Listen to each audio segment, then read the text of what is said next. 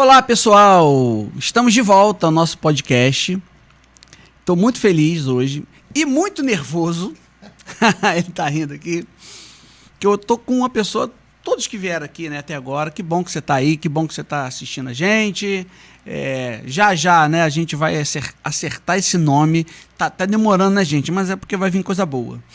Mas todo mundo que a gente trouxe aqui são pessoas muito queridas e muito de Deus. Mas hoje, gente, eu trouxe o meu professor, imagina isso. Olha a responsabilidade dessa pessoa que vos fala, entendeu ou não? Então, assim, é um pouco disso. O cara é historiador, teólogo, com mestrado em educação pela Universidade Católica de Petrópolis, aqui de Petrópolis, coordenador do curso de História, tanto presencial quanto EAD, coordenador de pós-graduação, escritor, palestrante, youtuber, flamenguista, professor, meu amigo Bruno Tamancoldi. Que privilégio, meu amigo, te receber aqui. Ô, meu amigo, uma alegria estar aqui com você, pastor Misael, amigo de longa data. Verdade. Né? E assim, é muito currículo para pouca gente, né? Falar igual São Paulo, eu sou apenas um abortivo e não sou digno de ser chamado de discípulo de Cristo, né? Verdade. Como Paulo dizia. Não, mas olha, eu botei aqui no final aqui da minha resenha, botei assim, servo do Deus Altíssimo. Sou um irmão, sou um amigo e uma alegria estar aqui com você, te reencontrar depois de alguns anos. A gente só se fala mais no Instagram, no Zap, rede social, no Zap. Mas sempre unidos em oração. Sim. E unidos na missão de levar o nome de Jesus, fazer esse nome ser amado e conhecido. Amém, amigo. Obrigado. É um privilégio, gente. Espero que vocês curtam muito. Então, como meu professor, né, de história, eu vou explorá-lo aqui o máximo. E hoje eu fiz uma coisa bem diferente. Não que dos outros a gente não tenha tido uma temática, viu, Brunão? Mas a gente vai te explorar aqui nessa temática que eu pensei aqui com o pessoal, né, que eu comentei com você, né? O desafio de ser alguém da área de história, um profissional da área de história, num país que não zela pela memória, que é difícil. E como isso afeta, por exemplo, a história cristã para nós aqui no Brasil, na história do cristianismo. Eu queria começar com uma frase de uma pessoa chamada Bruno Tamancoldi, que ele disse assim: ninguém estuda história, as pessoas estudam historiografia. Eu lembro disso. Sim. Historiografia, interpretação das fontes, tudo mais. Por que eu estou falando um pouco disso, né? Eu me lembro de uma coisa que aconteceu comigo, para introduzir, para você entender. Eu quero te ouvir. 1999. Olha como é que eu sou idoso. Eu estava fazendo uma viagem pela Marinha, né? Sim. Pelo mundo e tudo mais. Eu estava na França. E foi muito engraçado, porque toda vez que um navio brasileiro ele vai para o exterior ou vai para outro lugar fora da sede, tem uma coisa chamada visitação pública. Sim. E eu estava pé da vida, chateado pra caramba, porque eu estava em Le Havre, pertinho de Paris, e eu estava de serviço, estava de plantão. Sim. Para receber o pessoal. Eu lembro que eu tentei falar com o comandante, ele falou: meu filho, vai vir gente. E tava frio, amigo, devia ter uns 10 graus, sei lá. Eu falei: cara, não vai vir ninguém nesse troço, não vai vir visitar navio da Marinha brasileiro. 7 mil pessoas. Que isso. E o povo europeu muito louco, né? Sim. Dão horário, chegam no horário. No horário. E o que me chama? Porque assim, marcou a minha vida, né? Isso. No final de tudo, eu estava responsável pela visitação e tudo mais. No final vieram 3 velhinhas. Isso, 99. Sim. Vieram com um bolinho, um docinho, coisa do francês ali. Sim. Um croissant. Isso. Me agradecer. Porque a gente tinha livrado eles do nazismo. Sim. Olha, a memória. Quer dizer, o Brasil nem teve lá. Mas era alguém aliado. Tava ali no bolo, né? Enfim, amigo, é isso. Vamos lá, quero te ouvir. Então, pastor, mais uma vez uma alegria estar aqui, uma alegria... Sério, eu estou muito feliz, amigo. Estar em contato com teus interlocutores, né? Estou sempre te acompanhando pela rede social, vejo teu trabalho. Isso. A memória é antes da história, né? Isso. A memória é antes da história. A gente vai ver isso nas gerações que sucedem a Escola dos Análises, que é para você que de repente não tem uma introdução em história. A Escola dos Análises é uma escola de análise historiográfica que foge um pouco do materialismo histórico, né? Foge um pouco de uma linha do binômio marxista, dominante e dominado. É uma história mais cultural, onde o homem é o protagonista da história. Ah, Bruno, aí não tem luta de classe? Não tem uma análise mais economicista? Tem. Só que o homem está sempre acima disso. É o homem que vai empreender todas essas coisas. Então, independente de estágio social. Sim, né? sim. Então, essa linha historiográfica, que se chama Escola dos Análises, ela vai estudar o seguinte: o homem colocou a mão, é história. Olha que legal. E está atrelado sempre à cultura. Isso né? aqui, mais ou menos, anos do século XX? Ali o Mark Bloch está na Segunda Guerra Mundial, né? Ele exato. É perseguido, inclusive, pela Segunda Guerra Mundial. Ele morre, né? Se eu não o me grande engano. livro dele, o Apologia da História. Isso. Tá aí. Eu estou estudando bastante agora o Jacques Legoff, inclusive, talvez saia alguma coisa publicada gente, sobre depois, Jacques Legoff. Tem uns livros dele aqui que eu vou falar, hein? Vamos lá. Uma pessoa que vai estudar história medieval. Então, essa galera, principalmente da terceira geração da Escola dos Análises, que tem uma revista muito famosa francesa, eles vão, de certa maneira, com Jacques Legoff, Philippe Arriès, Pierre Nora, eles vão fazer uma revolução na história, pastor. Uhum. Eles vão olhar a história de um outro prisma. E para nós que somos cristãos, é um tipo de história que nos contempla muito, porque vai trabalhar cotidiano, vai trabalhar cultura local, vai trabalhar indumentárias, minúcias, história do tempo tudo, presente, né? Tudo, o homem como um todo, e não apenas a produção. Entendi. É aí que nasce a tal da história cultural, tô falando besteira? Isso, também. Tá. Também. A história cultural bebe nessa fonte. Nessa fonte, né? tá. A gente vai ter história das mentalidades com Jacques Legoff, e dentro dessas mentalidades tem a cultura. Então, o Pierre Nora, que é um colega do Mark Bloch, do Jacques Legoff, dessa galera francesa, ele vai falar que a memória é antes da história. Porque você comentou aí. A gente vai memorar e a gente vai elencar o que vai ser um monumento histórico. E aí se torna uma historiografia, por isso da frase, né? Nós não estudamos história, nós estudamos historiografia, aquilo que foi escrito. E agora, você negar a sua memória, negar a sua escrita e negar as perspectivas históricas que aconteceram no passado, não é só um problema dentro da sociedade, ou dentro da igreja, ou dentro das vicissitudes. É um problema de identidade de um povo, né? Porque quando você não sabe o que você não se situa onde você está e você não projeta o que você vai ser. Nem para onde você quer ir. Caramba. E aí é uma questão de identidade. Amigo, esse negócio é muito sério. Muito profundo. É profundo, exato. Aí tu imagina isso na igreja. Exatamente. A gente não tem uma identidade de batizado. Exato. E aí como é que você vive? Pois é. Entendeu? Então é muito sério. Percebe como é que a história, nesse ponto, ela vai ser um instrumento também para a teologia? Sim. Uma ciência auxiliar da teologia? Sim. Então, assim, a memória ela é fundamental. Agora, a gente tem que criar estruturas de memória, né? Estruturas de lembrança. Às vezes até dói um pouco o nosso ouvido, né? Vamos comemorar o fim da Segunda Guerra Mundial, né? Ou vamos comemorar lá o atentado de 11 de setembro. Isso não é comemorar com festa, tá?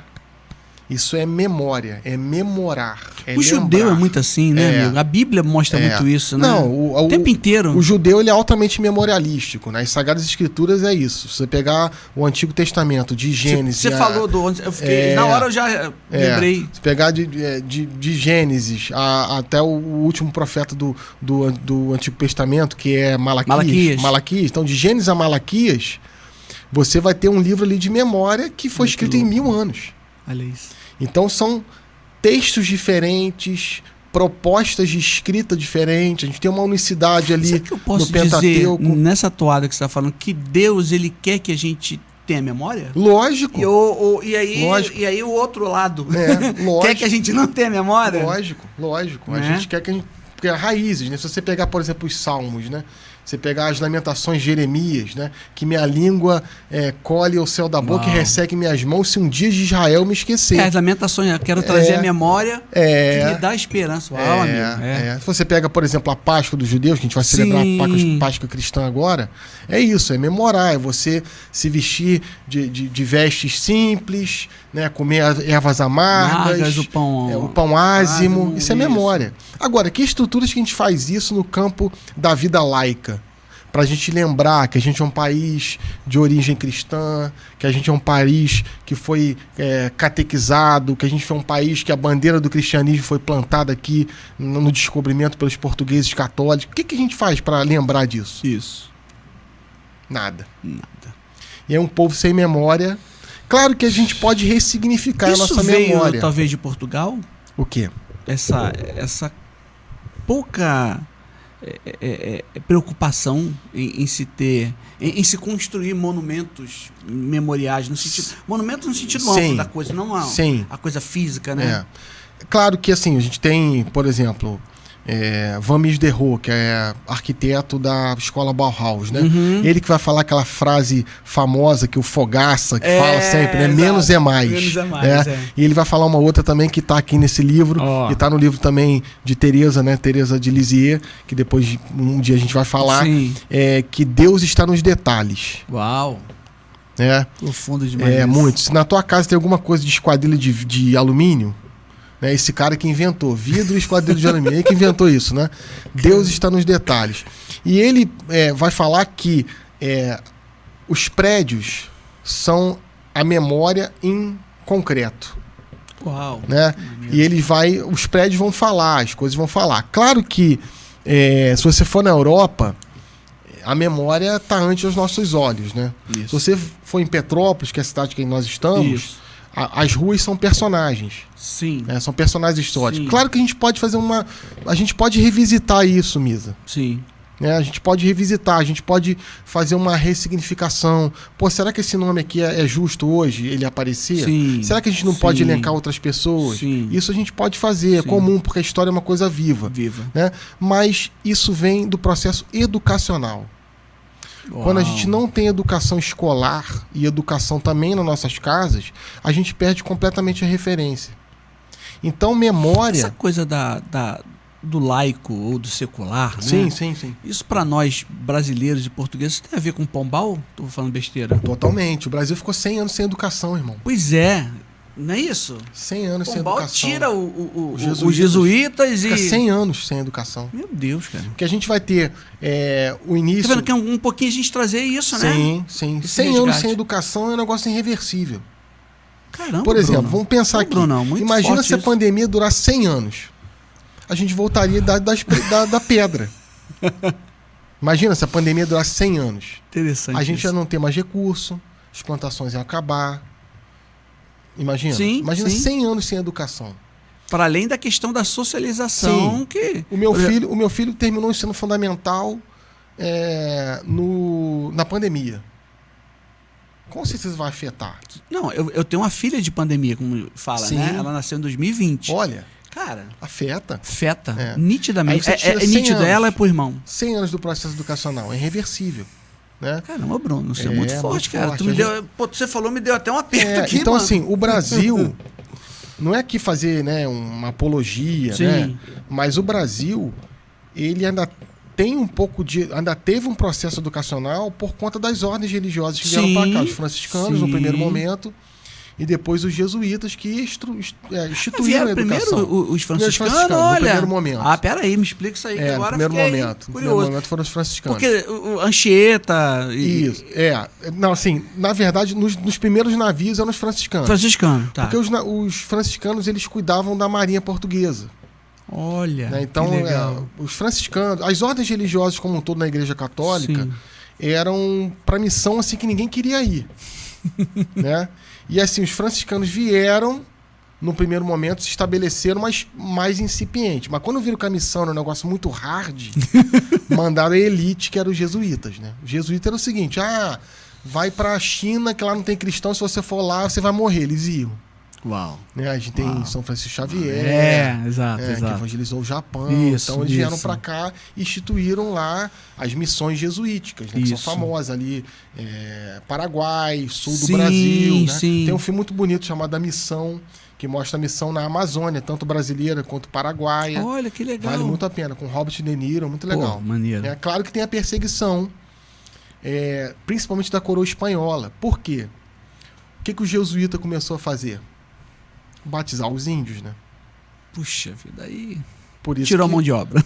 Por isso que o José de Anchieta é o padroeiro do Brasil.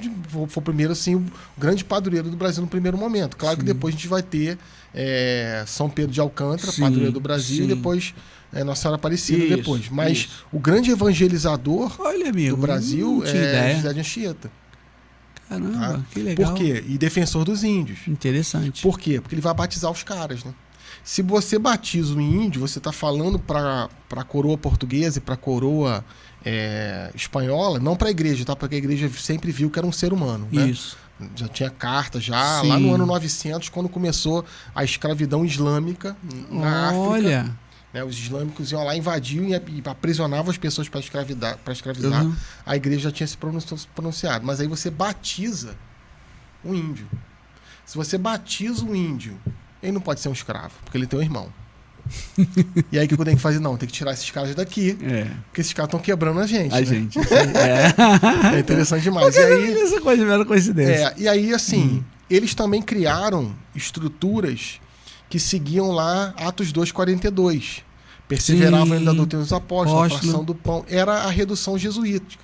Só que a redução jesuítica, às vezes, era mais próspera que a própria província. Aí começou a dar conflito. Eles viviam o cristianismo. Então, assim, vamos plantar, todo mundo vai comer, todo mundo vai partilhar, e eles começaram a prosperar. Não, tem que tirar esse cara. Expulsaram Pombal, Marquês de Pombal, 100 anos sem educação. Caramba, cara. Irreversível. Entendeu? Aí a gente vai ter, para ter ideia, né? A Universidade Católica de Petrópolis, você citou, ex-aluno lá, eu também, estou lá há 19 anos. Na organização do MEC, nós somos a universidade número 5. Uau! Mas isso é ruim, porque a universidade foi fundada em 1953. Caraca! A primeira universidade do Brasil é em 1920, cara. Universidade. Do Brasil, que é a UFRJ. A UFRJ, Universidade Aberta do Brasil. E depois a USP. Tá? Em 37, se me fala a memória. E aí depois vai ter mais uma ou outra, e depois é o CP em 53. Bruno, mas não tinha curso de ensino superior? Tinha, mas eram cursos, não uma universidade. Então, por exemplo, a gente tem uma tradição europeia de já ter faculdade no ano 900. Olha isso. Na Baixa Idade Média. A gente vai ter na Itália, não era Itália, né, mas um território ali que hoje é Itália. Né, eram vários ducados. Exatamente. Mais, No século XIII, a gente vai ter 10 universidades na Itália. Uau. Por exemplo, a Universidade de Paris é medieval. Universidade de Montpellier é medieval. Uau. Universidade de, por exemplo, Florença é medieval. Pádua e tudo mais. Fui lá em Pádua, na Universidade de Pádua. É medieval. Entendeu? Então, assim, a gente está muito atrasado. A gente está muito atrasado. E assim, muito atrasado e feito de maneira ruim no que tem, né? Eu sou professor do Estado. Eu estou em sala de aula todos os dias. Não, isso é muito interessante, essa tua, porque você dá aula para ensino médio... Sim, médio. E ensino superior. Porque você está ali, né? Você não consegue... Quer dizer, você tem a visão, né? Do menino que está indo para a universidade. E o cara que sai da universidade. Porque senão vira um evangelista de gabinete, né? Vira um médico que não opera. Isso aí. Vira um dentista que não faz restauração. Isso aí. Como é que eu vou ensinar as pessoas a serem professor se eu não sou? Eu só sou professor para ensinar a ser. Uau. É o coach, né? Uau! Que vende. Isso tem muito no meio evangélico. Tem. Depois eu vou contar a piada do coach, né? Tem muito. Mas tem todos os meios. Tem todos os meios, cara. Não, mas cara, olha. Não, e interessante, você estava falando aí, eu anotei aqui alguns caras assim, que eu gosto. Você já falou do Mark Bloch, né? Da Escola dos Análises ali. Um outro que eu gosto muito, que é o Paul Ricoeur, né? Sim. O Paul Ricoeur, daquela obra dele, A Memória, a História e Esquecimento. Por isso que eu pensei muito nele também. Dessa questão de pensar a história, a questão da memória que você falou. Sim. E é interessante. Então, viu, gente, aqui não é só papo de historiador, não, porque tudo tem história. E hoje, com essa popularização da internet, todo mundo está indo para a história. Sim. Isso é muito bonito. Por quê, pastor? A história Fala para mim. A história não pertence a ninguém. Tá? Claro que eu sou da academia, estou 19 anos na academia, sou professor de universidade, como é que trabalho com você vê universidade. Isso, né? É uma bobagem. É uma bobagem. É como achar que é teologia para teólogo. É uma bobagem. A ciência existe para quem se aproxima dela de uma maneira honesta. Sim. E todo mundo tem história. Sim. E a história, nesse sentido, ela é, de certa maneira, a liga de todas as coisas. A gente pode fazer a história dos recipientes, a gente pode fazer a história do letramento, a gente pode fazer a história do microfone, a gente pode fazer a história de qualquer coisa. Qualquer coisa, cara. Isso que é extraordinário. Então não pertence a ninguém. Claro que a academia, muitas vezes, fala assim, fulano de tal escreveu isso, não é historiador. Pô, mas se escreveu bem.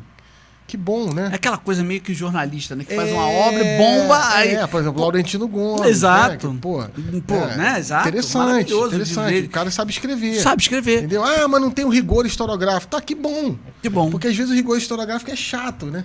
Ninguém lê, né? Ninguém vai ler. É aquela coisa que o cara faz tese de doutorado. Que ninguém vai ler. Ninguém vai ler. Porque é tanto termo técnico que a universidade fica se retroalimentando em termos técnicos. Né? Então, e fica fechada, né, amigo? Sim, não abre, né? Abre o que você está falando. Né? Então, assim, na questão da história, essa popularização da história, isso é bom. Só que, assim, história é tal como uma piada. Tem que saber contar. Olha, legal, gostei disso. Tem que saber contar. Disso. E a gente sabe que tem pessoas que vivem de um passado que não viveram. Ou tem saudade de um passado que não viveram. A gente vê isso muito nas igrejas. Sim. Né? Fato. Fato. Passado, eu quero... Era assim... Né? Então, assim, não é nem um saudosismo, né? Mas é uma maneira de você interpretar a história de uma maneira um pouco caduca, né? É achar que a Bíblia mesmo fala isso, que a gente não tem que ficar olhando para trás com um pensamento nostálgico, né? Sim. Não que a gente não tenha, todo mundo tem, mas... mas aí é a diferença da tradição para o tradicionalismo. Exato, né? Exato. A tradição, você tem uma raiz, você tá ali radicado em alguma coisa, você entender que você tá ali lendo as Sagradas Escrituras e que foram irmãos que são seus princípios, irmãos mais né, velhos, amigo? Princípios, né? O tradicionalismo é ficar lá. Isso aí. Entendeu? Usar lá a roupa como se usava no século XIX. Exatamente. A gente tem muito isso. É muito complicado. Isso tem muito, né, amigo? Tem. Né? Mas sempre teve, tá? É porque hoje a gente tem uma maneira de verificar isso mais rápido, as informações. Por exemplo, o podcast que a gente está fazendo aqui, daqui a pouco tá lá numa paróquia. O Bruno estava lá com o pastor Misael. Eu sempre vou aqui fazer uma confissão. Esse é o pastor Misael, que eu sempre falo dele nas minhas palestras. Né? Falo de você, falo um pouco do Jansen também. Sim, né? Sim. Mas quem? Do Lucas. Né? Então sempre uma galera... Você fez até ainda há pouco, né? Sempre uma galera muito boa, né? Muito boa. Muito amiga. Não, né? eu brinco, gente. Eu acho que a gente não é protestante nem católico, nós somos cristãos. Sim, respeitando as nossas limitações. Foi que disse isso, que é uma confusão, né? Se Agostinho que falou naquela no que é essencial. Lembra? Sim. É a unidade. É isso. A gente tá aqui porque tem muita coisa que nos une, né? Pois é. Mais do que nos une do que nos desune. Muita coisa, pelo amor de Deus, muita coisa. Eu acho que isso é evangelho, acho que isso é Jesus, acho que isso é isso. Lógico. Respeitando as nossas diferenças, porque isso também é uma liberdade que nós temos, uma riqueza. Sim, exatamente. Porque você tinha, nos próprios apóstolos, tinha a comunidade do discípulo amado, você tinha lá a comunidade petrina. Não sou de Apolo, nem de... Né, sou de Cristo. Exatamente. Né? Tem uma outra passagem que é sensacional, né? Os apóstolos um pouco enciumados com irmãos que não estavam no seu septo ali. Falam, Senhor, eles estão expulsando os demônios. Exato. Aí Jesus, em nome de quem? Em seu nome. Então ótimo. Beleza. Senão, que bom que o negócio tá crescendo. Se eles estão contra nós, estão ao nosso favor.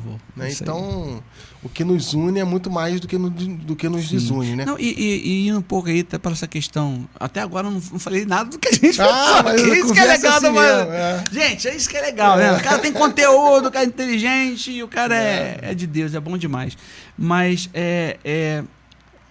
uma das frases que né, um dos diálogos que acontece também com o João Batista. Sim. Quando João está perdendo os discípulos para Jesus, né? Aí, mestre! Fala assim, não, eu sou só amigo do noivo. Não sou digno de desatar as suas sandálias. Convém que ele cresça. Eu acho que... Não sei se foi o Jô Soares que falou um pouco disso uma vez. Se a gente fosse mais realmente parecido com Cristo, mano, o mundo era de fato melhor. O reino que ele vem implantar, de fato, a gente poderia usufruir desse reino. Quem fala isso é o Dalai Lama, né? Se os cristãos dessem um testemunho de Cristo, eu seria o primeiro a me converter. Olha, que duro. É duro, né? É duro. E assim, a gente que tá um pouco à frente, pastor, você sabe disso, né? A gente tem a tendência de achar que a obra é nossa, né? Isso pra você que tá assistindo a gente, isso é achar que a obra é nossa. É muito interessante quando acontece a primeira viagem missionária, né? Paulo, Barnabé e João Marcos, que depois, quando vai entrar em Antioquia da Psídia, dá uma fugida. Exato. E depois João Marcos quer voltar, e aí Paulo briga com Barnabé, depois vai... do João Marcos, aí vai Silas pra um lado e Paulo, e Barnabé pro outro lado, mas isso aqui é legal, humanidade. É a providência, É isso aí. E aí eles chegam e falam pros apóstolos, vede quantas coisas fez em nós o Senhor. Quando a gente perde essa questão de missionariedade, mostrar que é a missão do Senhor, e a gente tá aparecendo um pouco mais, tem algum problema, né? Porque o protagonista da missão é Jesus.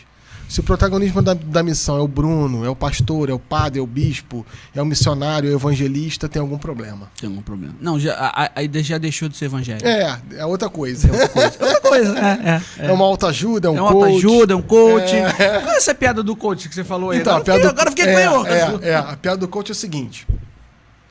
Tinha sempre os mineiros, né? Os mineiros sempre dando... Sim, né? sim. O homem mais bobo de Minas sabia voar. Santos Dumont. Né? Verdade. E aí tem uma fazenda em Minas, aí chega um camarada, né?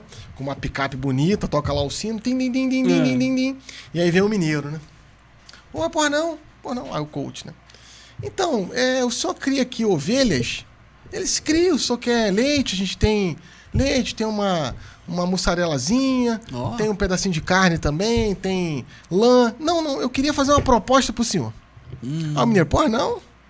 Então, se eu descobrir quantas ovelhas o senhor tem, o senhor me dá uma? Aí o mineiro, dou. Aí ele convidou o pessoal do podcast que é fera na computação. Botou um drone pra voar, tirou foto aérea. Aí passou, todo high-tech, botou no aplicativo, contou. Aí foi lá, tocou o sino de novo. Então, descobri quantas ovelhas só tem. Então, só tem 357 ovelhas. E dessas 357, 7 são pretas. Aí o mineiro, tu acertou. Pode pegar o bicho. Aí ele foi, pegou o bicho, botou na caçamba da caminhonete, tá indo embora. De repente o mineiro, só um minutinho. Se eu acertar a profissão do senhor, o senhor me devolve o bicho que tu pegou? Devolvo. Porque o coach também era mineiro. Devolvo. Então, se é aquele negócio que vende curso pra comprar curso, que, né? Coach. Pô, como é que o senhor sabe? Então, por causa de 3 coisas. O senhor veio aqui sem ser chamado. O senhor me deu uma resposta que eu já tinha. Eu sabia que eu tinha 357 ovelhas, e dessas 357, 7 eram pretas. E outra coisa, me desculpa, tá? Mas o senhor não entende nada da minha profissão. Agora vai e me devolve meu cachorro. Adorei. Não é boa? Devolve meu cachorro, porque tu não pegou uma ovelha, que tu não entende nada disso. Não entende nada disso. Entendeu? Porque o coach é um pouco disso, é meio assustador. O cara sabe tudo. Impressionante, né? E na verdade não sabe nada. É complicado, né? Mas a gente tinha isso na Grécia Antiga, né? Que eram os sofistas. Claro que os sofistas hoje são mais... O sofista era mais um professor, né? Mas tinha as pessoas que aliciavam também. Que o cara... aliciava. Que era Platão falava que era um quê? Era um malabarista de discurso, isso, de aluguel, né? Uma coisa assim que ele falava, né? Quer dizer, o cara ia lá... E vendia... Fala bem de mim. Vendia uma fábula, né? Isso tem sempre, né? Sempre. Desde sempre, né, amigo? Desde sempre. Desde que o homem é homem... O mundo é mundo, desde que... Tem isso, né? Tem gente que desvirtua tudo. E também na história, né? Voltando lá para a primeira questão da memória, a gente tem que criar estruturas de memória. Bruno, eu estou ouvindo o podcast aqui do pastor e fiquei interessado. Como é que a gente cria memória? Primeira coisa, meu irmão, minha irmã, tu saber de onde você veio, né? Quem é a sua família? De onde você veio? Bruno, eu sou negro. De onde que eu vim? Você veio da África. Tá? Como é que a gente descobre isso? Então, é um pouco mais complicado, mas você tem como saber o período que você vê, que a sua família veio para cá, né? Um negro escravizado, tem como saber. Se você veio de descendência europeia, é mais fácil, né? A gente sabe que Sim. a história africana dos escravizados no Brasil é muito triste. Sim. Né? E o Brasil foi o maior porto de escravizados do mundo, né? O caso do Valongo no Rio de Janeiro, Valongo, né? sim, Recebemos da América, na verdade, né? Mas, por exemplo, a gente que é descendente de alemão, descendente italiano, você é capaz de saber o navio que tua família veio. Você sabe Cara, isso? Que legal. Você sabe a história do teu bairro? Olha. Por que teu bairro se chama o nome do teu bairro? Tá? Você sabe um pouco da história da família do seu pai? Né? Um pouco da história da rua que você mora? O nome da sua rua, quem é o personagem? Você sabe um pouco? Isso você vai criando memória. Não, muito interessante você estar falando. E as pessoas, por eu gostar de história, Sim, né? sim. Ter feito história e tudo mais, aí a gente já sabe, mas é impressionante como encanta as pessoas. Doutor em história, né? Não, Vamos combinar. pelo amor de Deus. Vamos combinar, né? Seu café é pequeno. Não, Gente, seu café é com doutor em leite. História, filho. Cara, doutor em história. Não, eu moro ali perto do Orquidário. Sim, Binô. Orquidário Binô, famoso. Aí, exato. Aí, Binô. Quem foi Binô? Aí Pô. o pessoal fala, mas Binô foi o cara que Só foi. foi o paisagista do Dom Pedro II. Do Dom Pedro II. Só isso. Só isso. O jardineiro dele. Jardineiro do Dom Pedro II. Aí, caraca, você sabe? Eu falei, não, gente, porque eu fui lá pesquisar. Por que o nome da rua? E o que você falou? Eu acho que essa curiosidade. E é um lugar lindo, né? Maravilhoso. Ainda tem um cafezinho lá? Tem. Tem. Bom, ó. Orquidário Binô. Vale a pena o Orquidário Binô. É uma das Graças riquezas. a 1870. É uma das riquezas. Desde uma 1870. das riquezas de Petrópolis. Né? Felizmente, Dom Pedro II não viu o jardim pronto, né? Ele foi exilado antes do jardim do Palácio Imperial, que é um palácio muito simples, né? Que Sim. é uma casa de verão mesmo. Casa de verão, verdade. Ele não viu pronto, né? Mas ele viu outras coisas do Binô, né? Eu acho que ele trabalhou também lá na Quinta Boa Vista, não Trabalhou, foi? né? Ele era o paisagista oficial. Oficial, né? Jean-Baptiste Binot. Francês, viu? Era demais. Muito legal isso. E aí você pode fazer as Porque conexões. é o que você está falando, né? né? As memórias, né?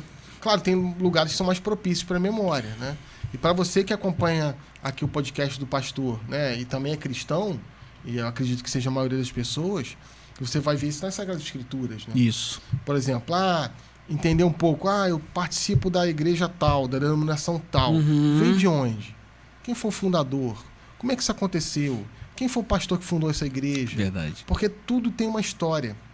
E quando você conhece a história, de certa maneira também te liberta. Lá a frase de Jesus, né? Conhecereis a verdade, a verdade vos libertará. Então a história auxilia nesses processos. Claro que nem sempre a história é bonita, tá, gente? Nem sempre a história é um final feliz, né? E viveram felizes para sempre. Às vezes a história é triste, mas mesmo assim liberta, né? Você falou uma coisa que eu fiquei lembrando, eu não ia nem citar o nome dele, não que eu não goste dele, não, mas o Eric Hobsbawm, Sim. que é um historiador bem famoso, né? Que ele fala a invenção da tradição. Isso. Né? Porque eu acho interessante, Sim. mas ao mesmo tempo, quando eu li, eu fiquei meio com um sentimento assim, falar, pô, mas certo que tudo é invenção? Não. É cultura. Cultura. Percebe como lá o Jacques Legoff ele vai criticar um pouco? Uhum, Claro que isso. Pô, o Eric Hobsbawm é famosíssimo, tem, né, consagrado. Eu Sim. também, particularmente, não é uma leitura que me apetece. Exato. Porque eu acho que ele eu leio, li, Era dos Extremos, sim, tudo mais. né, eu fico brincando, Era do Gelo. Tá muito ruim, cara. Não, vai lançar Era do Gelo, né? Então, assim, é um cara que vai falar que a Idade Média é a Idade das Trevas, e não é isso. Não né? é Você isso. pega um Jacques Legoff, você vai ver que teve um período de conflito, mas depois eles começaram a caminhar. A Idade Média é riquíssima, cara. Riquíssima. Com a estrutura do mundo romano. As universidades são medievais, pô. Né? O método científico é medieval, exato. O Jacques Legoff vai falar que a Idade Moderna começa no ano 800 com a coroação de Carlos Magno. Carlos Magno, sim. Então, assim, é uma outra concepção, né? Sim. E, claro, que a gente vai criando estruturas, mas que não é inventado, assim... Pois de entendi. uma maneira maquiavélica. Exato. Eu vou inventar aqui... Teoria da conspiração, né? Vou inventar que as pessoas vão na casa dos outros vão tomar café, e isso vai ser para dominar as pessoas. Não, é cultura. É cultura, eu também acho. Claro que a gente sabe que tem coisas que são Sim, intencionais. sim. Mas nem tudo, né? As pessoas vão vivendo e a vida vai seguindo o seu fluxo e a gente vai criando tradição. Por quê? Porque nós somos pessoas simbólicas. Uau, forte que você falou, isso aí hein? é Jung, né? Isso é meio filosófico. Totalmente filosófico. É. Nós somos pessoas que são extremamente atreladas a símbolos. Né? Acho que o Pondé que fala isso, né? Também. Que o ser humano precisa de alimento Estruturas. e símbolo para viver. É isso. Por exemplo, a gente chegou, a gente se cumprimentou, a gente se abraçou. Se de repente a gente estivesse numa outra cultura, seria um outro tipo de tratamento. É verdade. Se de repente a gente estivesse numa outra localidade, seria um outro tratamento. Verdade. Você vê que se você está no Rio de Janeiro, no centro da cidade, o pessoal é mais aberto. Vai para o interior de São Paulo, é muito parecido com o mineiro. Você vai para o centro da cidade de São Paulo, o pessoal já é mais distante. Sim. Então, assim, é símbolo. E a gente está falando só de Brasil. Sim, nossa, meu Deus do céu. Imagina, cultura oriental, por exemplo, né? O Oriente Médio. E a gente cria esses símbolos, e esses símbolos vão sendo criados tradições. Por exemplo, você na sua casa, né? Às vezes você vai na sua casa. Eu gosto muito de tomar café assim de caneca. Mas às vezes você vai na casa da sua tia e você vai ter lá um pratinho que é um pratinho mesmo. E vai ter um pires e sobre o pires uma caneca descansada ali. E aí do lado da caneca vai ter uma colherzinha, que é a colherzinha que você mexe o açúcar. É isso aí. Porque você vai ter uma outra colherinha que você pega o açúcar. Isso é rito. É. Ah, mas você vai numa outra casa que você abre a geladeira. Isso também é rito. Toda manifestação que o homem faz ao seu entorno é ritualidade. Né? Por exemplo, a maneira que você recebe as pessoas na igreja. Sim.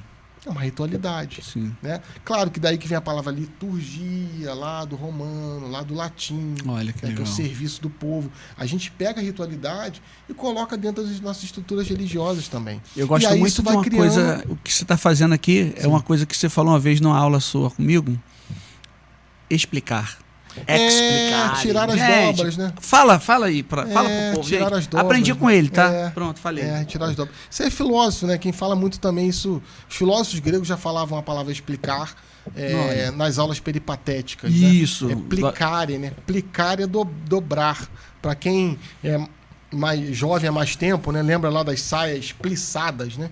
Nossa, saia dobrada, né? Saia de dobra. Sim, né? de dobra. Né? Sim. Então, a saia plissada que tem dobras, né? Então, plica é dobrar. Explica é retirar a dobra, né?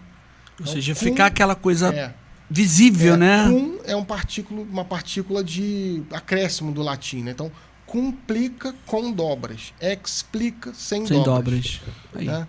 As pessoas às vezes... E assim, na nossa área, tanto na história, pastor, doutor em história, né, pela UFRJ, tanto na história quanto na teologia, né, na filosofia também, muitas vezes as pessoas fazem um esforço muito grande de não serem entendidas, né? Não é, pastor? Exatamente. Eu vou falar aqui de uma maneira rebuscada. Vou usar o meu... todo o meu latim. Que bobagem, né? Que bobagem. Cara. Eu não me comunico. Eu acho o seguinte, quanto mais a pessoa estuda, mais simples ela deve falar.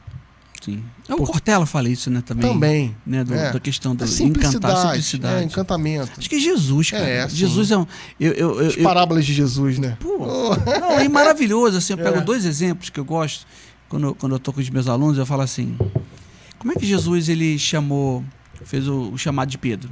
Sim. Olha, Pedro, na verdade, eu sou Deus. Nós vamos mudar aqui uma questão holística. Vou mudar uma cosmovisão. Pô, Pedro ficou olhando pra cara dele. Valeu. Olha só, vem, me segue que eu vou te fazer pescador de homem. Acabou, irmão. O cara entendeu. Quando ele foi conversar com Nicodemos... Aí já muda. Aí já mudou. Esse príncipe Israel desconhece essas coisas? Desconhece essas coisas? Aquele que não nasceu de... Agora, é muito interessante que você pegar uma exegese bíblica, eu aqui tentando ensinar pro pastor. Pelo amor de Deus, vamos lá. É meu professor. Se você pegar João 3, João 4, João 6 e João 10, é uma mesma linha de discurso. Olha. Porque, por exemplo, João 3 ele vai falar com Nicodemos, que ele é água viva. Isso. Que ele fala pra samaritana. Isso. E ele faz um exercício ali pra tentar desenhar pra samaritana, né? Ele fala, olha, né, dá de beber. Porque tem todo um processo. Exato, ali. Aí, por exemplo, se você não for pra história, você não vai entender porque que Jesus foi na Samaria. Olha só. Não vai entender o resgate da Samaria, lá de Jeroboão. Sim, lá atrás. E outra coisa, as 6... Jesus, né, meio que faz assim, não, vou ter que mudar a estratégia pedagógica. Vai lá e chama teu marido. Maravilhoso. Né? Não tem marido. Disso disseste bem, né? Tipo assim, a única coisa que você falou que tem sentido até agora, né? Então, disseste bem. Pois já tivesse 5... E nenhum. E os que estão na sua casa não é seu. 6, né? Só que são 6 maridos? Não, são 6 deuses pagãos que ela adorava no Monte Ebal. Uau, é isso aí. Entende? Ela adorava os 6 deuses pagãos no meio do Monte Ebal. E Jesus vem completar, porque ele é o 7º esposo. Uau. Esposo da perfeição, tá lá em Cântico dos Cânticos. Olha Ó, aí. belíssimo esposo. Olha né? isso. É genial. Genial. Né? E aí Jesus está falando a mesma coisa para um homem de intelectualidade, para um rabino, para um membro do Sinédrio, que é Nicodemos, e está falando para uma... Para uma mulher simples. Simples. Isso é Olha, maravilhoso, complexidade. né? Não, e ele conseguir atingir com a mesma intensidade. Sim. Acho que isso que é o... Porque, como você falou, né? Às vezes as pessoas... não é exatamente o contrário da arrogância, assim, Bruno. Porque, assim... não, eu prego muito bem, eu dou aula muito bem, enfim, né? Que seja. Já está acabado, né? Nada. Já está pronto. Nada. Né? Rapaz, às vezes eu tô fazendo a homilia, tô fazendo a pregação ali. Cara, eu vejo, cara. Tem um senhorzinho lá e fica assim... Pô. Eu falo, caramba, ele não tá entendendo. Aí tu muda a estratégia. Tem que mudar. Tem. Mas hoje veio o médico do...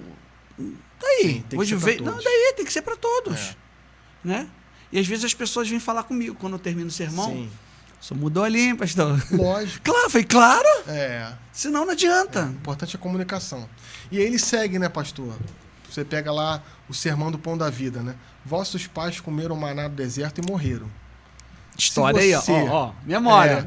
Se você comungar da minha carne e beber o meu sangue, eu teria vida em você e você em mim, e a sua vida vai ser eterna. Faz analogia com o Antigo Testamento, ligando Moisés a ele. Uau. E no Bom Pastor, eu sou o bom pastor, eu dou a vida pelas minhas ovelhas. Porque a ovelha sente o cheiro do pastor, por causa da unção, do óleo. Aí tu pega... E conhece a voz do Conhece pastor. a voz do pastor. É sensacional. E aí tu pega... O que Jesus vai fazer? Ele vai criar um elan entre o Antigo e o Novo Testamento com as palavras dele. Por isso que ele fala que ele é a nova e eterna aliança. Né? Gente. Esse é o cálice do meu sangue. A Bíblia não é um livro de historiografia, pastor. Ó, gente, ó. A Bíblia não Bom é um livro de ouvir isso, historiografia. Claro que a gente tem muitos amigos, muitos colegas, muitas pessoas que eu admiro que veem dessa forma, né? Por exemplo, Sim. você está falando do nosso querido Rodrigo Silva, que é uma Isso, referência no Brasil isso. de arqueologia, né? Ele vai seguir ali uma Sim. linha de análise americana, né? Adventista americano, né? Que Exato. vai querer explicar tudo a partir das Sagradas Escrituras. Eu sou católico e a gente Sim. não vê dessa forma, Sim. né? A gente vê que a Bíblia é um livro de várias coisas. Tem historiografia? Tem. Por exemplo, Ciro, rei da Pérsia, liberou os egípcios do cativeiro da Babilônia. Daí que vem o nome judeus. Os judeus do cativeiro babilônico. Isso Aí tem isso aí.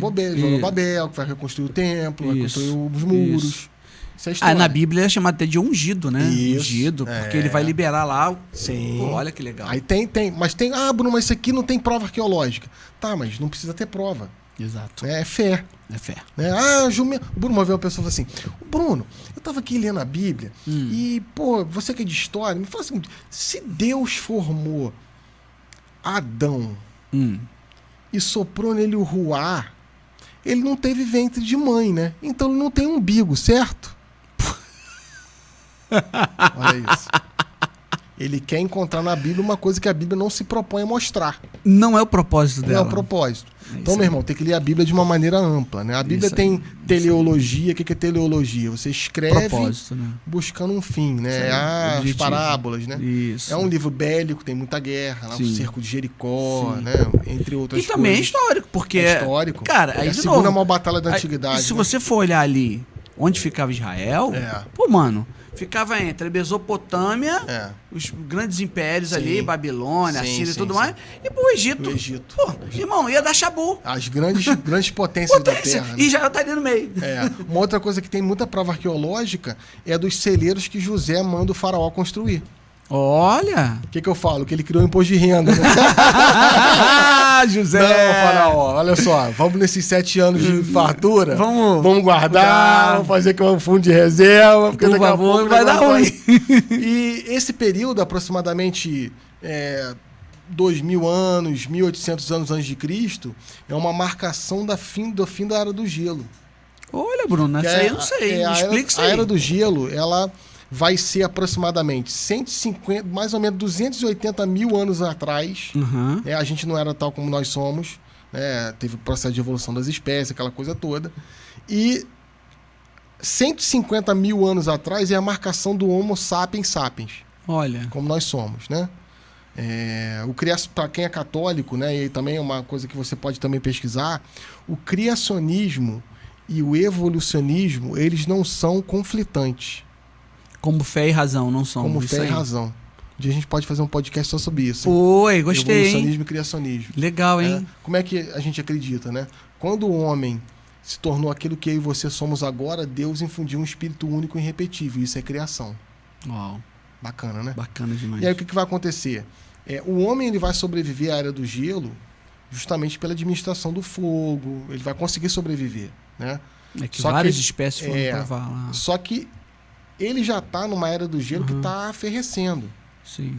Então, 10 mil anos atrás, começa um derretimento muito forte e formam os rios, né? Sim. Rio Tigre e Eufrates, sim. Rio Nilo, Rio Indo, Rio Azul e Amarelo, que são os bolsões de civilização. O que o homem vai fazer? Ele vai se aglutinar nesses processos e vão nascer as primeiras cidades. Só que ainda tinha mudança climática.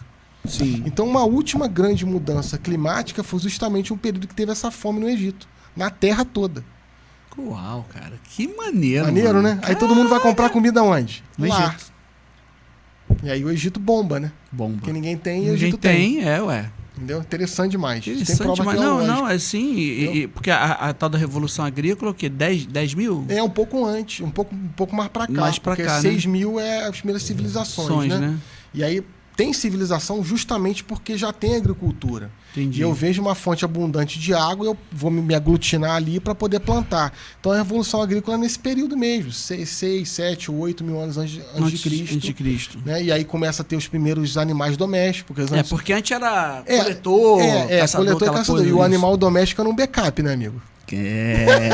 Entendeu, né? É um backup, é isso aí. Eu tenho um gato aqui, mas se faltar comida eu mato o gato. Mato o gato, é isso aí, senão dá então, ruim. Por isso que gato, cachorro é tudo esse período, 6 mil, 7 mil anos antes de Gente, Cristo. que interessante, cara. Bacana, muito legal. A gente vai ver isso na Bíblia. Aí casa a história. Mas tem coisa que não vai casar. Sim. Entendeu? Tem coisa que a Bíblia não se propõe a mostrar. Exato. É religião, é fé. Não, que eu falo que às vezes que as pessoas, se você pegar um texto de medicina, ele não se propõe a falar alguma coisa do direito, mano. Nunca. É medicina, mano.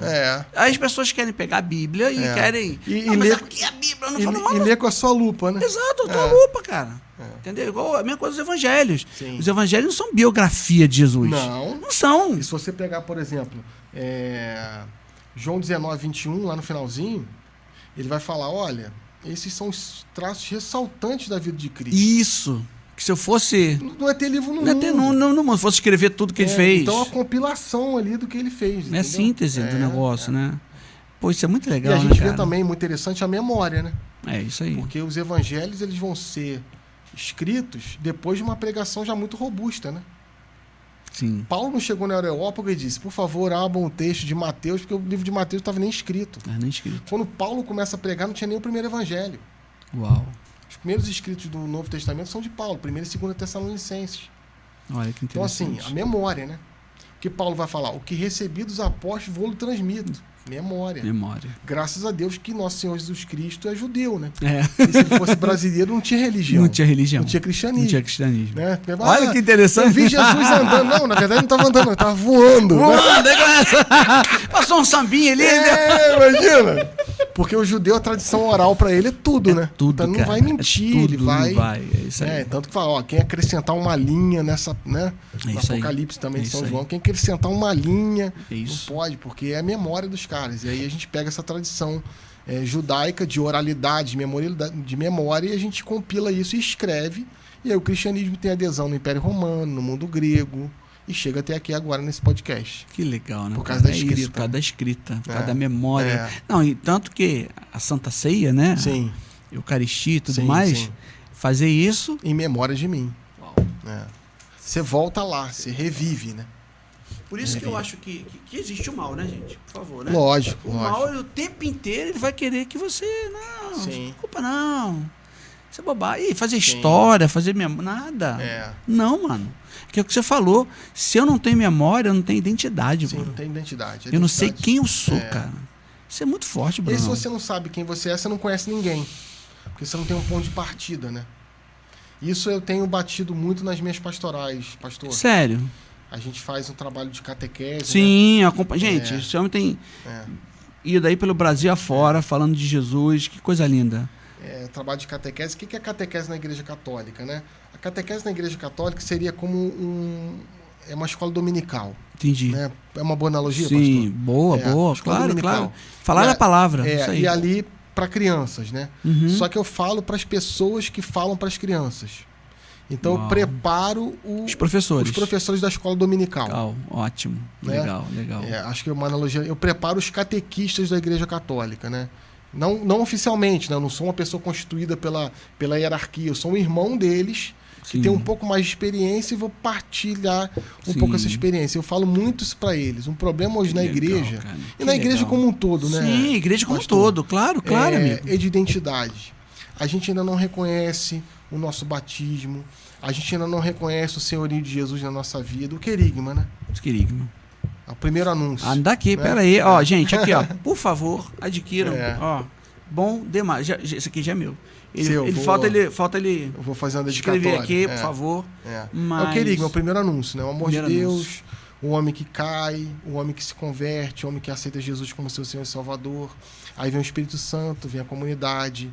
É o elan da igreja, é a igreja que Cristo fundou e que os apóstolos continuaram e que a gente está aqui agora escrevendo os Atos dos Apóstolos. Não acabou. Exatamente. O livro não acabou. É verdade, o livro está aí. É verdade. Né, sendo escrito, né? Que a gente possa ter uma mão. Eu acho tão lindo isso. Firme para escrever. Tem um escritor, acho que é o John Stott que fala isso, que é um teólogo britânico, que ele falou assim, Atos dos Apóstolos ou Atos do Espírito Santo? Que eles vão sendo guiados pelo Espírito Santo o tempo inteiro. É o que você falou um pouco. Se a gente fosse mais guiado pelo Espírito Santo, a gente teria mais memória, a gente teria mais identidade e a gente ia se achar mais em Cristo, mais em Deus, enfim. E assim, a pregação cristã teria um pouco mais de... Seria uma terra um pouco mais fértil, né? Como assim? Por quê? Por exemplo, voltando ainda um pouco em São Paulo, né? Em Paulo de Tarso. Se você pega o relato da conversão, ele vai falar algumas vezes do relato da conversão, né? A segunda vez que ele fala do relato da conversão em Atos dos Apóstolos, ele vai falar o seguinte: e ouvi na voz dos meus pais. Uau. E ouvi na voz dos meus antepassados. Uau. Paulo, por que me persegues? Então ele está ouvindo na voz dos seus antepassados. Hoje a gente não escuta mais a voz dos nossos antepassados, né? Não. Então, por exemplo, se você teve uma família que é de tradição protestante, ali... Fundou a igreja, ajudou ali, exato. Ou que estava lá... ajudando lá o padre na catequese, montou aquela uma paróquia família católica e tudo mais. De muitos anos. Se perde. Eu vejo às vezes que os adolescentes, a geração de hoje, né, acham que o mundo nasceu quando eles nasceram. Entendeu? Eu tenho um filho de 17 anos. Eu tenho de 13. Agora, o teu te acompanha bem. E tu faz o trabalho, eu fico às vezes... falo assim, cara, olha que o Misael arrebenta, né, cara? O meu me acompanhou muito. Por exemplo, se ele tivesse 12 anos, o pai vai num podcast, vou contigo. Agora com 17, filho, mais difícil, né? Já era. Mas olha, eu ainda tô mas eu tô naquele limbo ali, ó. Ele tá saindo, entendeu? Não, e daqui a pouco ele vai ser trocado por uma namorada. Namorada, é isso aí. O João tá namorando namorando namoradinha. Oh, meu Deus do céu. E virou filha, né? Vira filha. Que bom, né? A gente já instrui pra crescer na fé, ela também é de igreja, também caminha. Legal. Legal. Tem uma família bacana, mas a gente fica de olho, né? Porque a cidade é muito complicada e a gente tá sempre de olho. Não, e foi, né? E eu acho que é o desafio, né? De pai, né? Um pouco assim, da paternidade, da maternidade, porque é o desafio de você falar assim, eu tenho que cuidar, mas eu não posso deixar no ninho. Senão atrofia. A dinâmica do passarinho vivo na mão, né? O passarinho tá lá vivo na mão. Você segura, mas ele tá vivo. Então, se você apertar muito, ele sufoca, né? Então, segurar de uma maneira dele não fugir, mas não apertar de uma forma que esfole o bicho, né?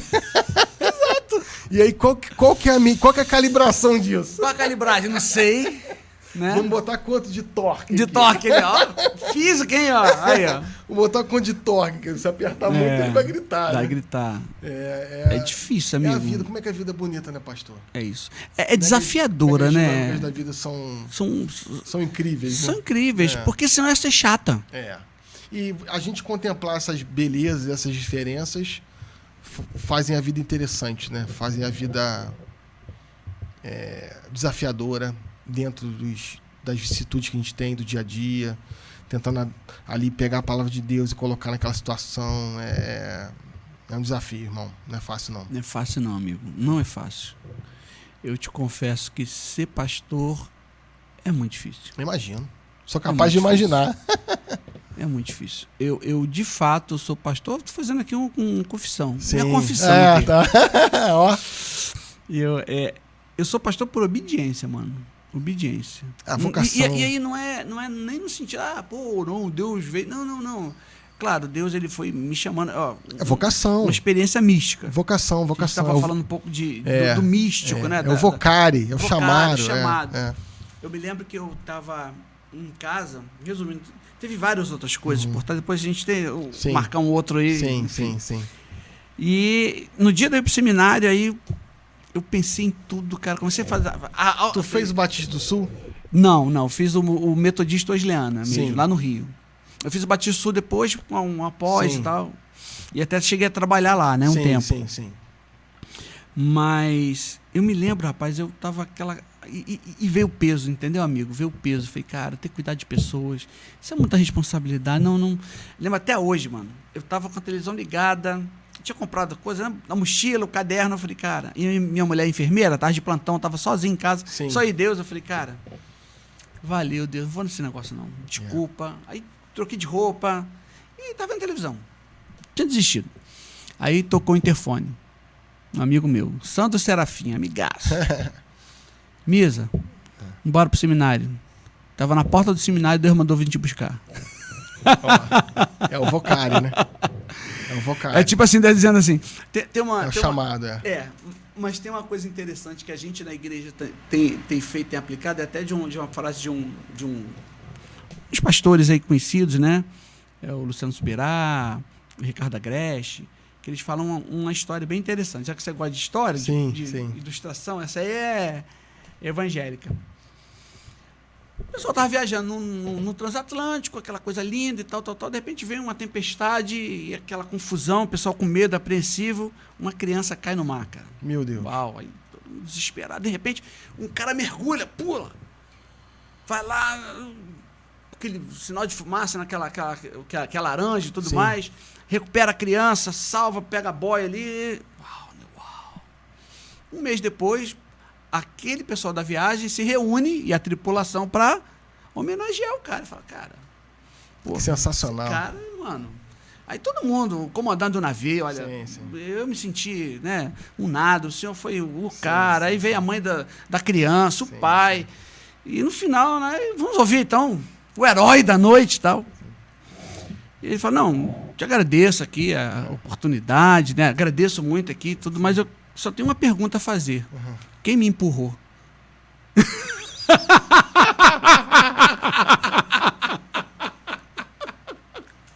É sensacional.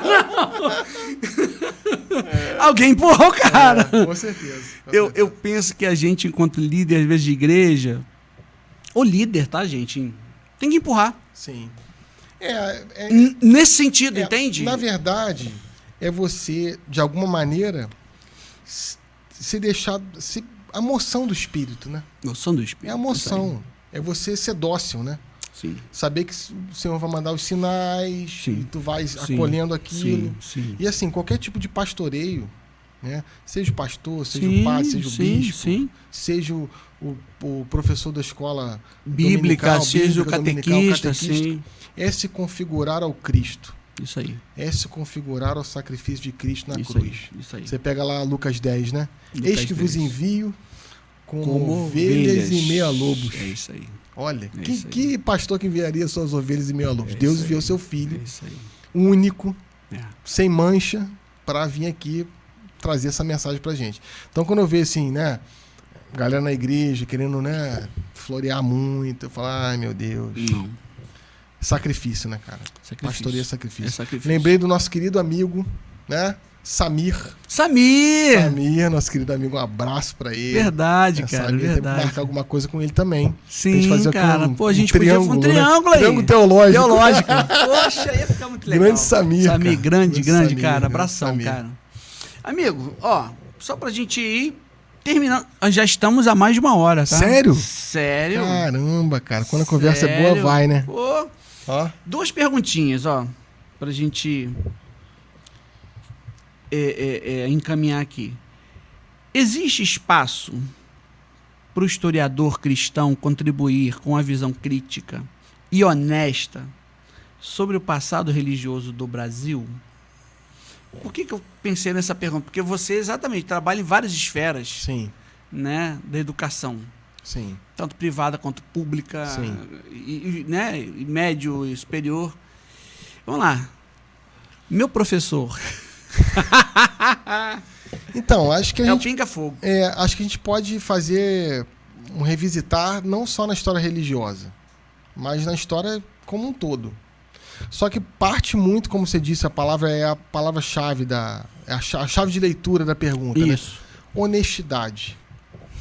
Pois é. Honestidade. Porque assim, quando a gente, em toda disciplina, em todo trabalho, em todo exercício, a gente parte para uma militância, já era.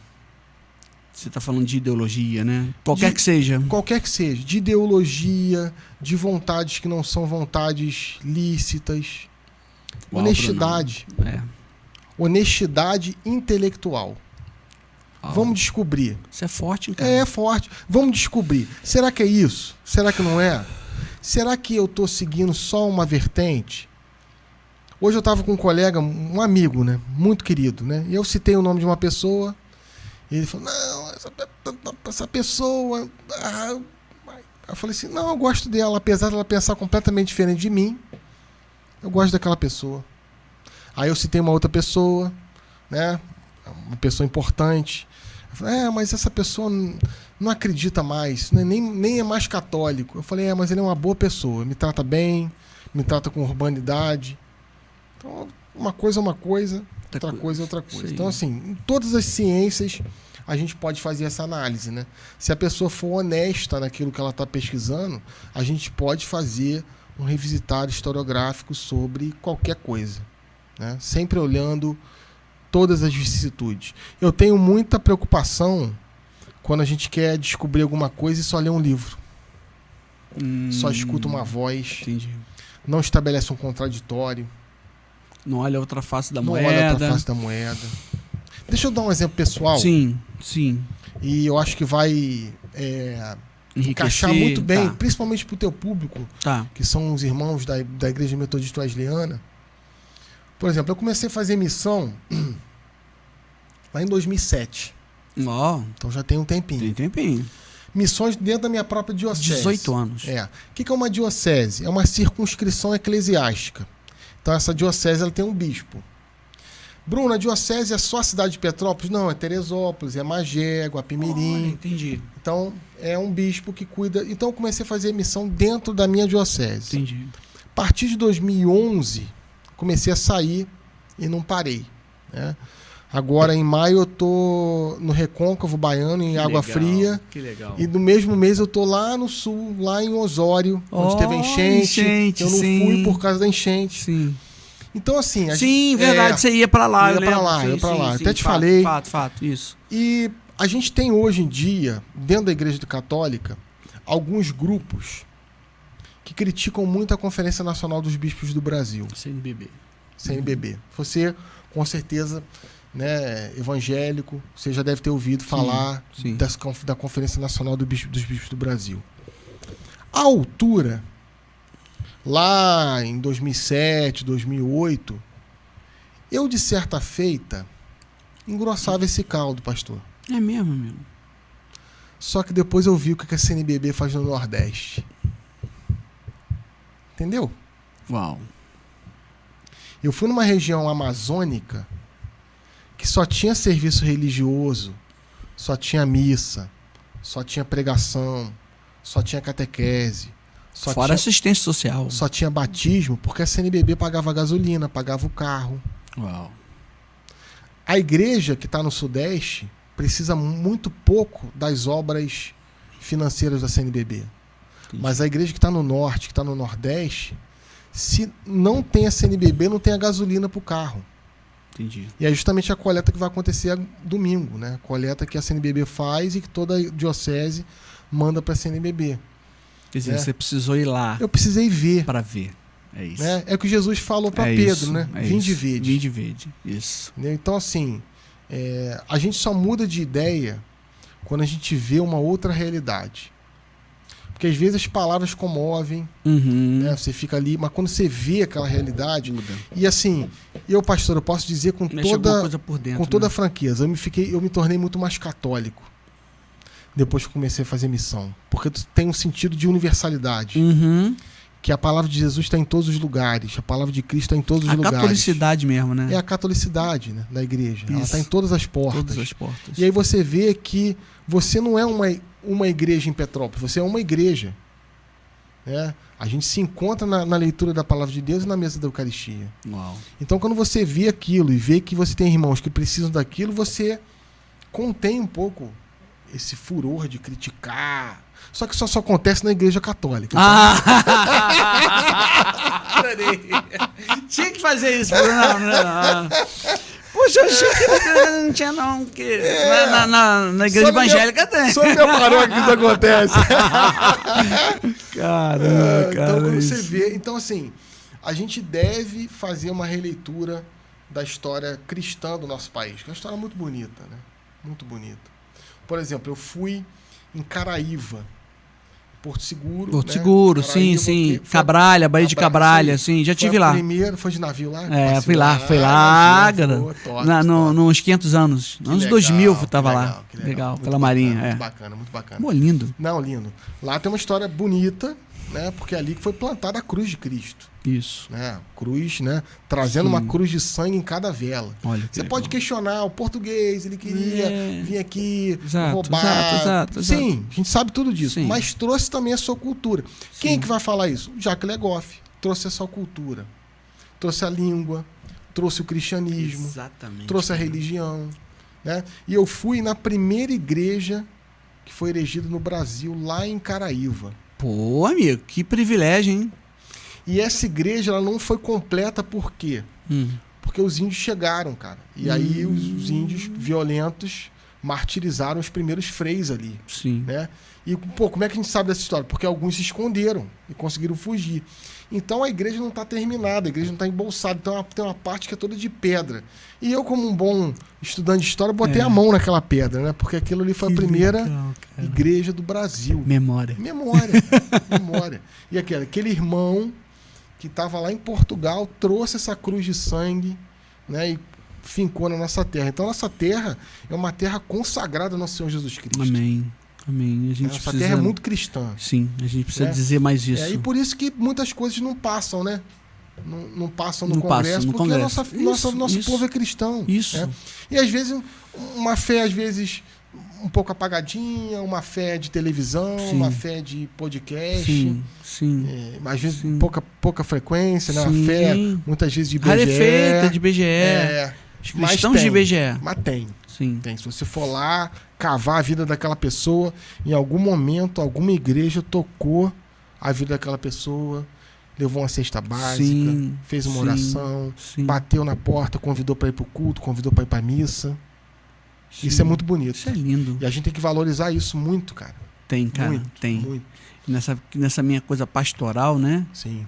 Você falou, teve um dia aqui em Petrópolis, eu tive o privilégio de ir numa casa assim paupérrima. Sim. Tinha, sei lá, mais de 15 pessoas num cômodo. Insalubre. Mas você tinha que ver a alegria, tipo assim, meu pastor veio aqui. Mano, eu acho que ela não imaginou que eu ia. Eu fui, mano, amarradão. E, cara, ó, quiser que eu visite, eu vou, cara. Tem uma das coisas que eu gosto de fazer no pastor, é isso. É estar com as pessoas, Cara. E no mesmo dia, eu fui num dos grandes empresários daqui de Petrópolis. Sim. Foi muito louco, porque, assim, foram as duas contradições. Nicodemos é samaritano, às vezes. E eu cheguei na rua do cara, a rua toda era a casa do cara, né? Sim. Aí eu falei, cara, eu tô aqui. Aí o cara, não, já tá aqui, pastor, eu tô te vendo. Eu falei, caramba. Lá em cima. Aí eu fiquei assim, gente com tanto e outra com tão pouco, né? Essa diversidade, essa... Aí eu, né, enfim... Quem vai olhar pela... a questão da desigualdade. Tá, meu filho. Sim, mas tem tudo isso. Importante é que ambos precisavam de Cristo. Sim. Como Zaqueu. Né? Entendeu, mano? Acho que é isso, cara. Acho que é isso. Porque um pouco do que você estava falando, né, lá de Cabralha, né, da chegada dos portugueses aqui, fiquei lembrando. Não sei se é o Christopher Dawson, que é um autor que eu sei que você gosta também, eu também gosto. Eu acho que é ele que fala que as revoluções, né, tem um livro sobre isso. Ó, sim. As revoluções ali do século XVIII, XIX. Invenção da cristandade, não é isso? É isso. É. Mas elas acabaram muito com esse sentimento do que... Mais que as pessoas batam, mas os monarcas, eles pensavam na salvação das almas. Tanto que eram almas. Era a cultura da época. Da época. O Estado estava altamente ligado ao processo igreja, aí você vai falar, isso é ruim. Cara, eu não sei. Porque depois eu virei indivíduo. Sim. O Estado agora é laico. Eu não me envolvo. Pô.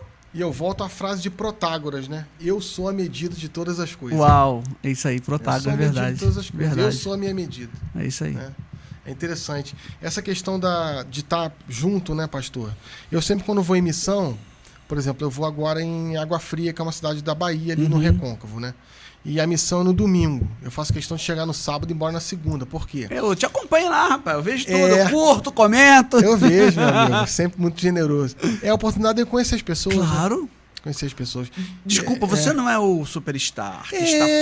Não, mano. Seu irmão. Sou o irmão. Uau. Eu tenho uma experiência também de um pouco parecida com a tua, de visitar uma pessoa que eu nunca mais esqueci. E eu coloquei no texto de Terezinha um pouco essa história, né? Ou no texto de Paulo, não me recordo bem.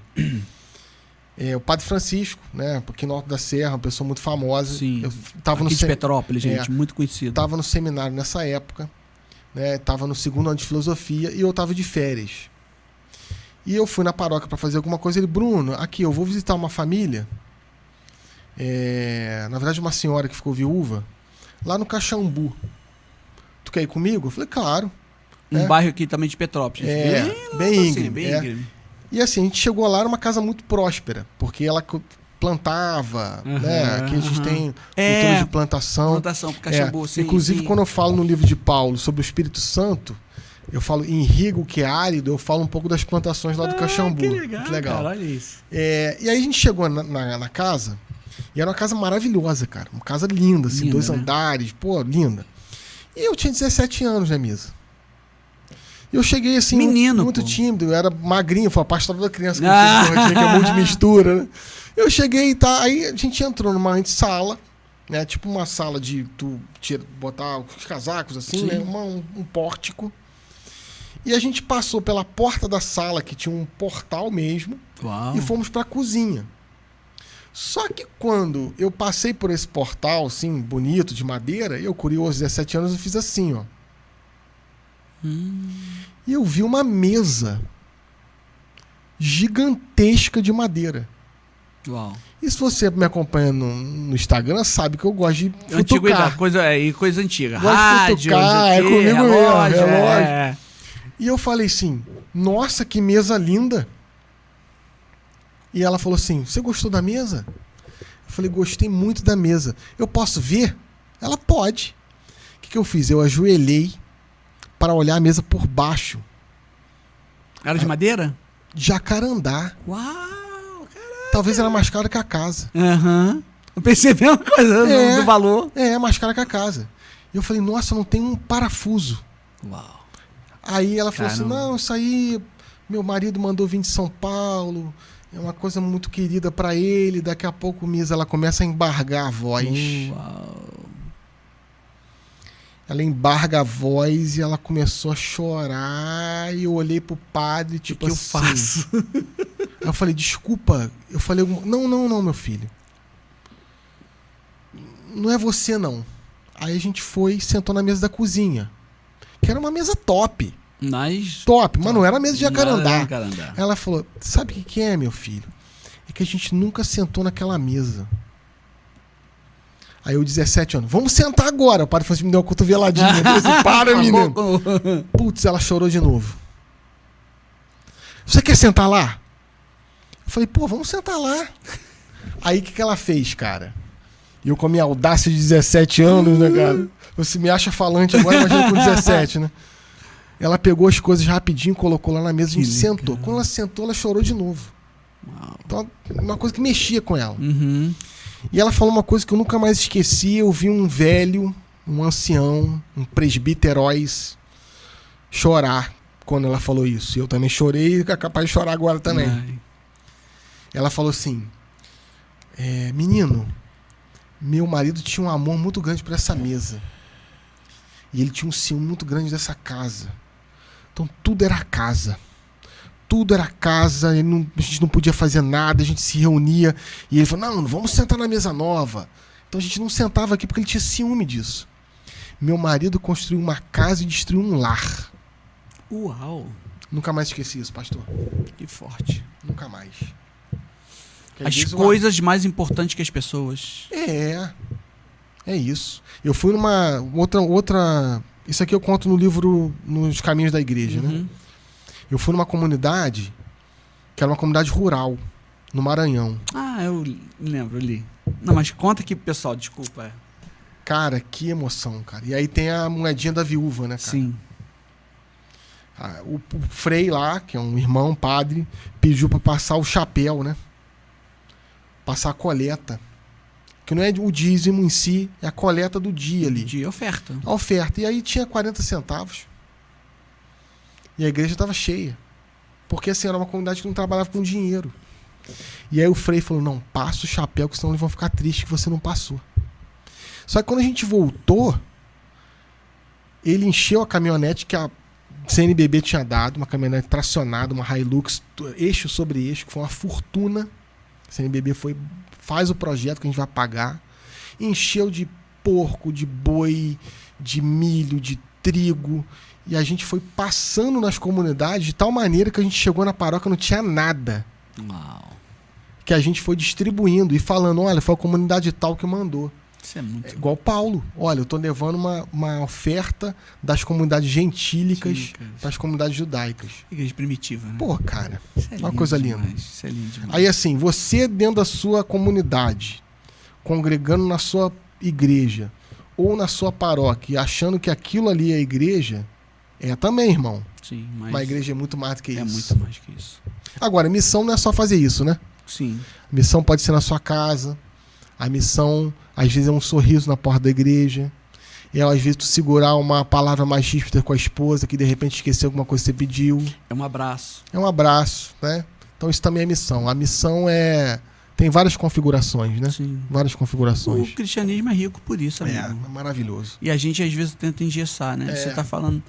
Eu saí de uma igreja, no Rio, bem grande. Sim.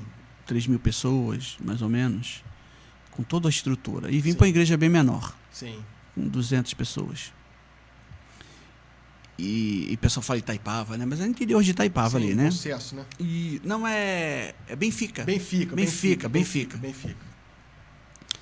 E colegas, que tem colegas de ministério, tem amigos e irmãos, né? Sim. Só tem isso na igreja evangélica. Não, na igreja católica todo mundo se ama. Aí ele, cara, tu é maluco? Tu sai da igrejona. A igrejinha igreja pequena. Vai ter que remar tudo de novo. E você tá falando isso, eu fiquei lembrando, né? Uma das coisas que mais me emocionou quando eu cheguei lá, primeiro que a minha família amou e eu tinha pedido isso para Deus. Acho que essa coisa, assim, o Bruno, de Deus ouvir a gente, isso ainda me constrange. No sentido de que eu me entendo como filho, tá? Então eu falo até pro pessoal da igreja, eu sou pidão, mano. Lógico, pô. Sou pidão. Se eu sou filho, eu sou pidão. Cristão não é pidão. É isso aí. É como um filho que toda hora pede um pix. Exato. Mas às vezes eu me surpreendo com a bondade de Deus em me ouvir, né? Que eu falei, Deus, eu quero ir para uma igreja que meu filho se ache. Que eu estava naquela igreja maravilhosa, ele não tinha se achado. Sim. Então, assim, não adiantava eu estar pastoreando uma mega ultra igreja e perder meu filho, cara. Sim. Entendeu ou não? Cara, ele hoje está tocando na igreja. Eu vejo. Tá na mídia. Sim. Até o Eduardo aqui, o rapaz aqui que ajuda a gente da Start Digital, gente, aqui, ó. O Dudu, né? Mas você falando dessa questão toda, né, que é uma comunidade que não tinha... Rapaz, uma das coisas que mais me emocionou foi, assim, um ancião também daqui. Pastor, Sim. eu trouxe aqui ovos pro senhor. Pô, mano. Dá aquilo que tem, né? E a moedinha da viúva, cara. Mano. E o outro cara não entendeu. Pô, mas... Eu falei, não, mano. Você não entendeu, isso mano. Isso aí é o cultivo dele, é o carinho dele. Entende ou não? É. E o outro colega de ministério, bem assim, assustado. Tu vai pra igrejinha. Pô, mas, interior. pastor, eu falei, não, mano, não. Tem que ter sensibilidade pra isso, né? Tem que ter sensibilidade. Cara, mas isso tá assustador, cara. Isso não veio de uma hora pra outra, né, mesmo? Não vai, tu vê a tua história, a tua formação. Tudo concorre pro bem daqueles que amam a Deus, né? É. Então não é de uma hora pra outra, né? Não é de uma hora pra outra. Por exemplo, você vê que eu sou uma pessoa que me emociono muito, né? É, eu também. Eu, nas minhas palestras, pregações, costumo dizer que eu sou um chorão, né?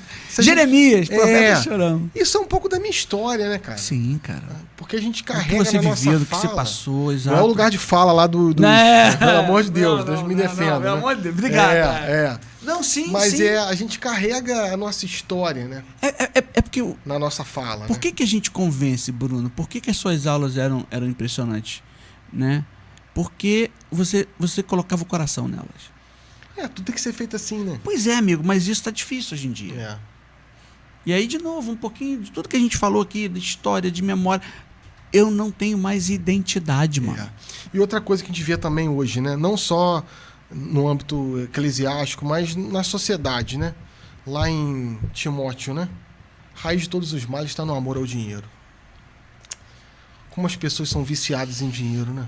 Cara, elas viram escravas. O dinheiro é pra me servir, não eu servi-lo. É a mesa, cara, né, que eu não vou usar. Pois é. Não vou sentar na mesa que eu vou arranhar a mesa. Não, você falou isso aí. Eu já vivi situações assim também. E a pessoa se foi. Né? E perdeu lá. Né? Amigo, pra última pergunta aqui, que, meu Deus do céu, tá bom demais. Gente, fica só mais um pouquinho.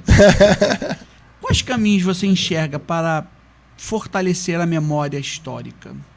Tanto no Brasil, no aspecto social, de sociedade, quanto na igreja cristã. Educação memorialística. Currículo. Nunca ouvi falar disso. Currículo. Tá vendo? Nunca ouvi falar disso. Tem que ter um currículo. Por exemplo, a CEDUC RJ tem disciplinas que estão dentro do itinerário formativo, né? O novo ensino médio, que tem muitos problemas, tá? Não é o ideal, mas tentou. Então tem algumas coisas que caminham. Então tem alguns itinerários formativos. Eu, ano passado, dei uma disciplina de itinerário formativo que era o seguinte: memória, identidade e ancestralidade. Posso trabalhar tudo. Caramba, que coisa linda. Sensacional. Entendeu? Agora, isso no terceiro ano... Você já tá no teu canal do YouTube, você tem que botar isso no YouTube, amigo. Isso não tem aula. Cara, tu acredita que eu fiquei... Gente, olha só, segue ele lá. Bruno Tamancoldi. Tem muita coisa lá de história da igreja. Muita coisa. Né? Isso especificamente não, porque é aula no estado, né? Então a gente não tem ainda... Entendi. Mas, por exemplo... A temática, pelo menos, amigo. Não, tem lá alguma coisa sobre memória, principalmente Pierre Nora. Tá. Que eu falo sobre história e memória. Um pouco do que eu falei aqui no início está lá no YouTube, né? E tem aulas de história e educação patrimonial. Agora, eu tenho que trabalhar isso como? Lá na educação infantil. Na básica, né? Lá no ensino fundamental. Criar uma cultura de memória. Criar uma cultura de efemérides. Entendi. Então, por exemplo, olha... Claro que não é você fazer, hoje é o dia do índio, que mudou a nomenclatura, né? Dia dos povos indígenas. Aí as crianças vão tudo vestido de índio. Hoje é dia do folclore, aí a criança vai de Saci Pererê. Hoje é dia de Tiradentes, aí enforca a criança. Não pode, né? Então, assim, a concepção de história mudou. Não só são essas efemérides. O que é efemérides? É homenagem, né? Mas a gente elencar... memória no nosso bairro. Por exemplo, quem é um personagem do nosso bairro que de repente a gente podia convidar para vir na escola, falar um pouco da história do bairro? Percebe? Porque a escola às vezes é um ambiente fechado hermeticamente, que não se abre à realidade do bairro. Exato. Então, por exemplo, qual é a cultura do bairro? Né? Mas é um bairro muito pobre. Mas será que não tem uma senhorinha que possa vir aqui falar como é que era o bairro quando ela tinha a nossa idade? Isso. Olha, quando eu falo para os alunos lá do CENIP, né? Do Colégio Dom Pedro. Quando eu tinha a idade de vocês, a gente não passava no 16 de março. 16 de março é uma rua que... Popularzinha, né? Só que não. É uma rua mais elitizada. Elitizada aqui de Petrópolis. Mas hoje os alunos da escola pública passam no 16 de março. Na minha época, não. Olha, amigo. Não. Eu sou de escola pública. Havia aquela segregação? Total. Uau. Por exemplo, hoje meu filho estuda numa escola particular, mas ele tem amigos de escola pública. Tem amigos da escola pública que eu dou aula que vão na minha casa porque são amigos do meu filho que estuda em escola particular. Na minha época, quando a gente era adolescente, Misa e eu, isso era impossível de acontecer. Impossível de acontecer, sim. Eu vivi isso. Impossível. Impossível. Tinham guetos. Sim. Como é que a gente cria essas conexões de memória? Então, assim, na escola tem que ter cultura de memória. Isso é uma cultura de memória. Assim, olha, você mora num bairro tal. E aí, mas isso é chato. É chato porque as pessoas não sabem contar.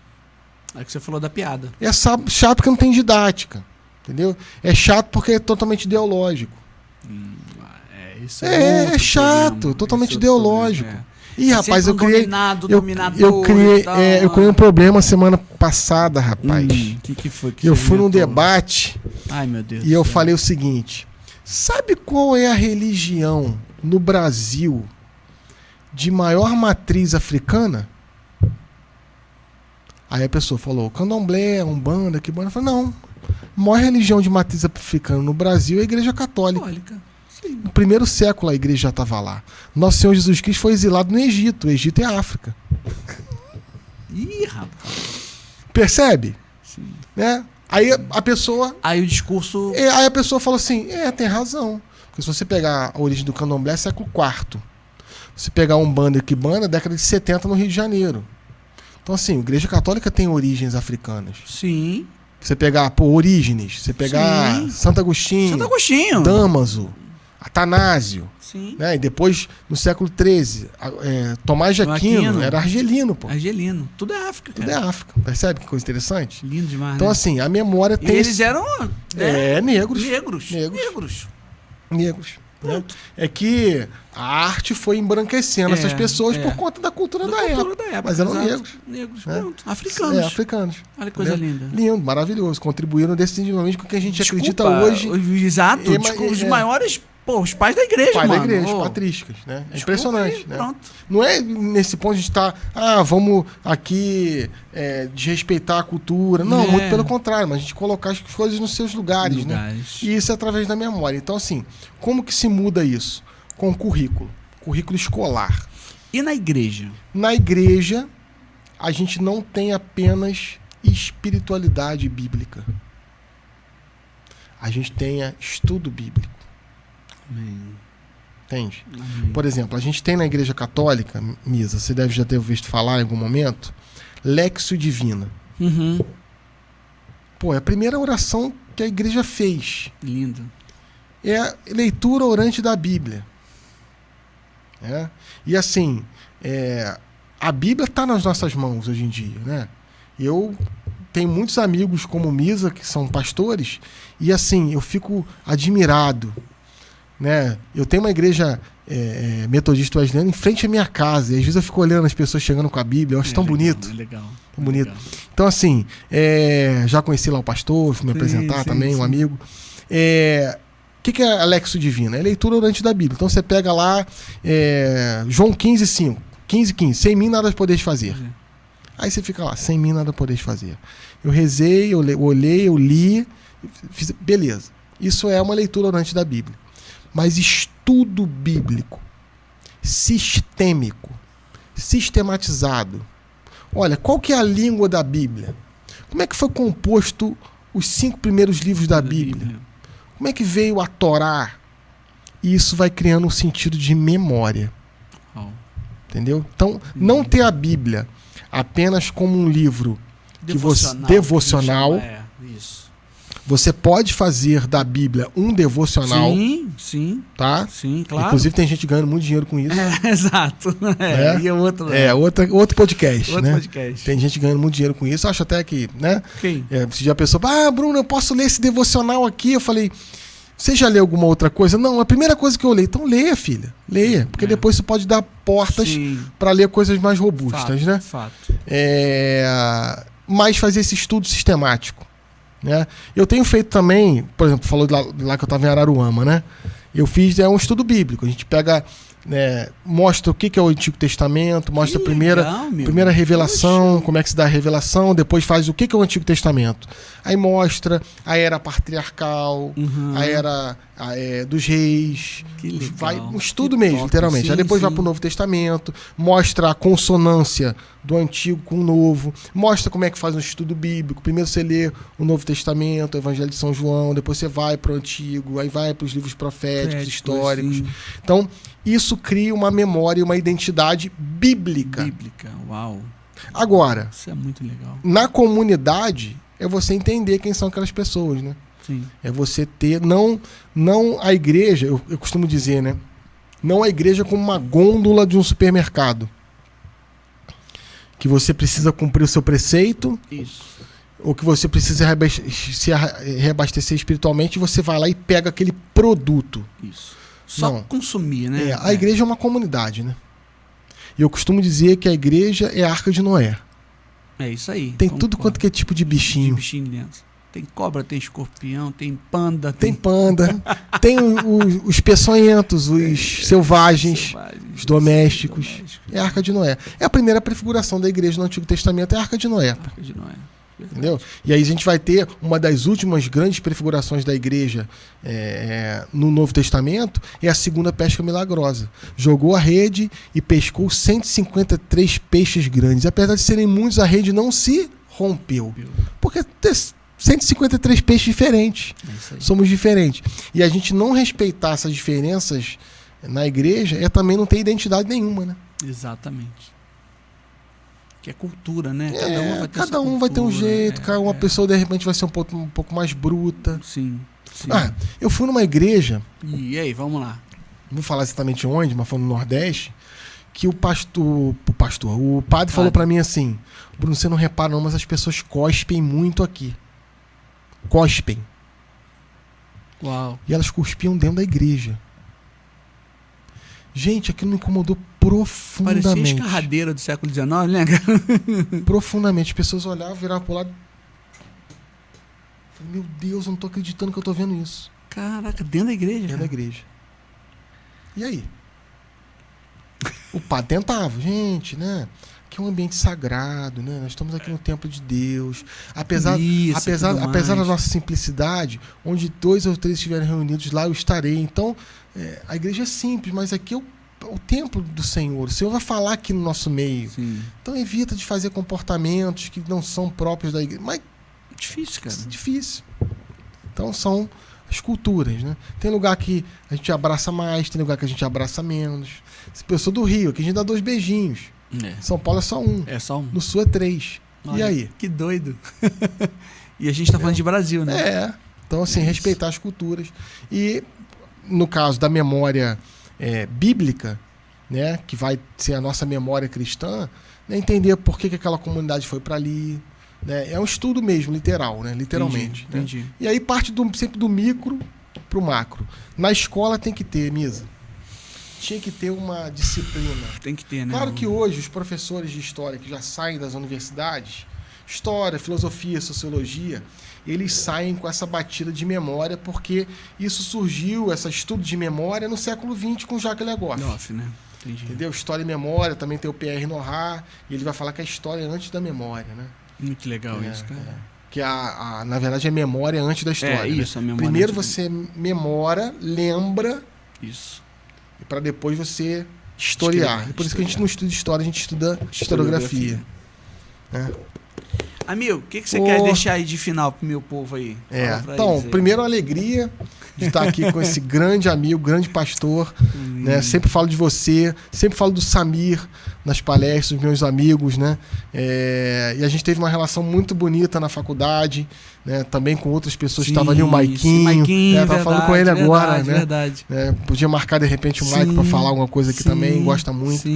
E deixar a mensagem a seguinte, né? Vale a pena estudar história para que você tenha um entendimento mais azeitado do que são as Sagradas Escrituras.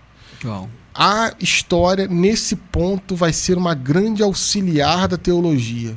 E se você é pastor, se você prega na igreja, se você faz algum trabalho evangelístico, a história auxilia muito no processo da construção do discurso, na exegese, na homilética e na prédica. Uau. Quando você começa a falar alguma coisa e coloca um estofo de embasamento histórico, muda. Então vale a pena. Tudo concorre para o bem daqueles que amam a Deus. Show de bola, meu irmão. Obrigado, meu irmão. Obrigado, meu amigo. Você. Meu professor. Que nada. Gente, eu tava nervoso. Depois eu fiquei bastante nervoso. Porque, gente, cara, sumidade, né? Que nada. Olha, obrigado, tá? A gente espera vocês aqui. Brunão, obrigado. Eu agradeço. E que a gente possa continuar aí contribuindo pro reino, que isso que é mais importante, tá? Beijo no coração de vocês. Valeu, gente. Obrigado, amigo. Um abraço.